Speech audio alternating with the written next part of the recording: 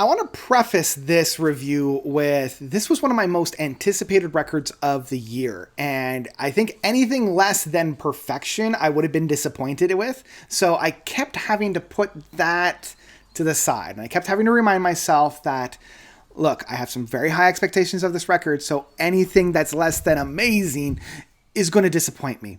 So when it inevitably did, I kept having to remind myself, well, they can't all be amazing, but we can still find some really good things to talk about within this record. So let's dive into it.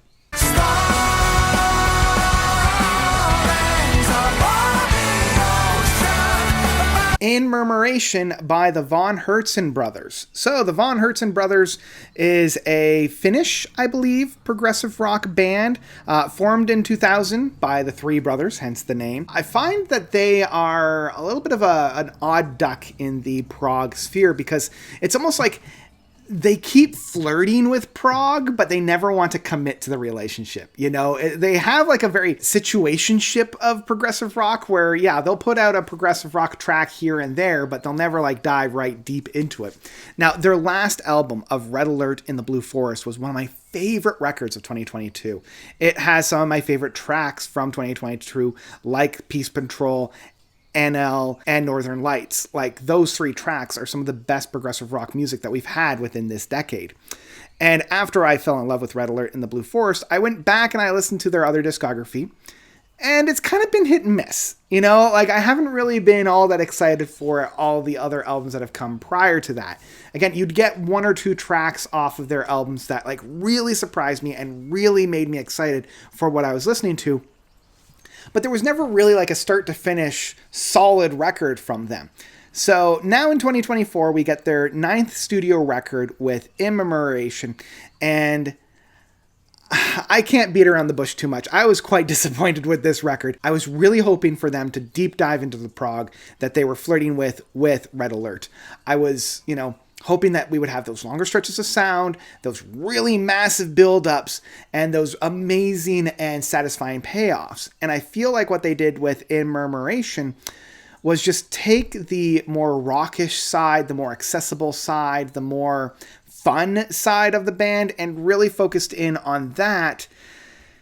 And I'm not as excited for that. So let's talk first about what I liked about this record, because, and this is something that I really want to hammer home, is that this album still has some good moments on it. There are still moments on this record that I get quite a bit of pleasure and a lot of fun out of.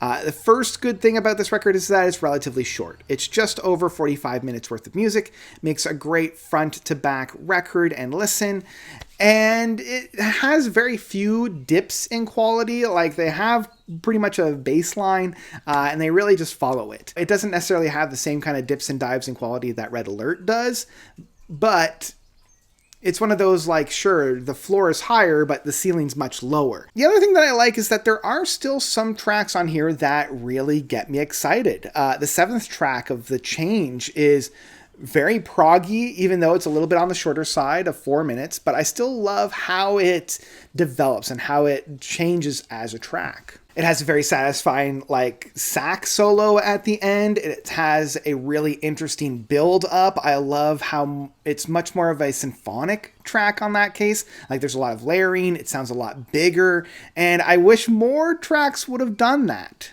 Same with a track like Beneath the Silver Stars. Again, it starts off quite small, it starts off quite intimate, and then it gradually builds into a very satisfying crescendo. And I love the big sounds that this band is able to utilize, even though they're kind of playing kind of traditional rock music. So let's talk about some of the things I don't like about this record.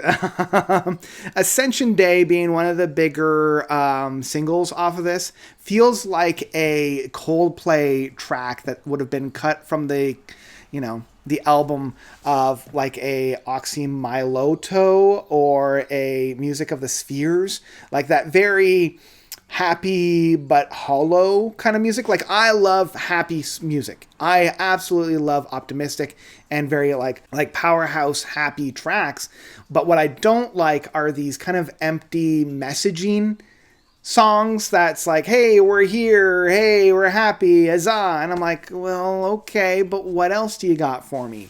And I just feel like Ascension Day is just kind of like Well, now I at least appreciate what they do with it at the end, but man, it takes a while to get there. Same with the first handful of tracks, like The Relapse, The Good Life, and Starlings.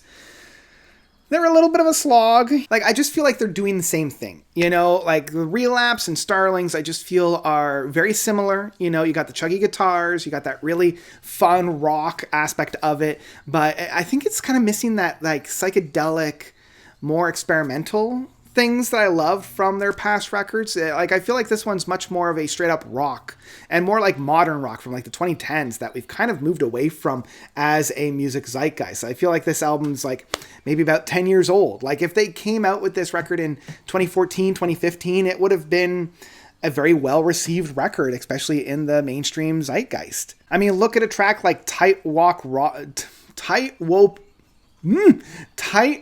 Walkers. There we go. It took 3 times, but I finally got it. It feels like a track like The Vines or Jet, or I don't know, some of those rock bands that were trying to like reclaim rock in like the late 2000s was trying to do. And I don't know, it doesn't feel quite right. Like, again, you can see the influences of like the Beatles and that styling of rock on there, but it just, I don't know, for me it kind of feels flat. It just feels a little bit flat. And the final 2 tracks of Snowstorm and Wait For Me are fine. It's funny because they both summarize the album in, like, Snowstorm is kind of the bigger, louder, rockin' piece, and Wait For Me is the more somber, intimate, slower piece. And they basically both, like, summarize the record and kind of showcase, okay, like, this is what we've done, but it doesn't really add anything new to the overall presentation. And once again, I was just waiting for something more, and it never happened. So yeah, in the end, In Murmuration was a very clear disappointment for me, and I kind of knew that going in, but I didn't really anticipate how much of a disappointment this was going to be. There is still moments of really satisfying music on this one, and I don't think this one is a complete write-off. There are moments like Beneath the Silver Stars and The Change that are very rewarding and very inviting, and I will probably put these 2 tracks on like mixes that I'll make for the end of the year, but I don't think this is going to be an album that I'll be returning to the same respects that I did with Red Alert. So yeah, in the end, I will say In Murmuration by the Von Hertzen brothers is one that I would ultimately stream. Like, I wouldn't necessarily say that this album is a complete write-off. As I mentioned, there are moments on here that are quite satisfying. But as an album of a whole, yeah, I wasn't too excited. And I wasn't too, happy to go and revisit this one. So it's a little bit of a shame. But they can't all be bangers. They can't all be winners. And that's what makes Red Alert so special for me. So that's what I've got for In Murmuration from the Von Hertzen brothers. What did you guys think about this record? Did you love it? Did you hate it? Whatever you thought, please let me know by commenting down below. And that's where I'm going to leave you for today. So thank you all so much for watching. As always, you guys are definitely the best. And until next time, notes out.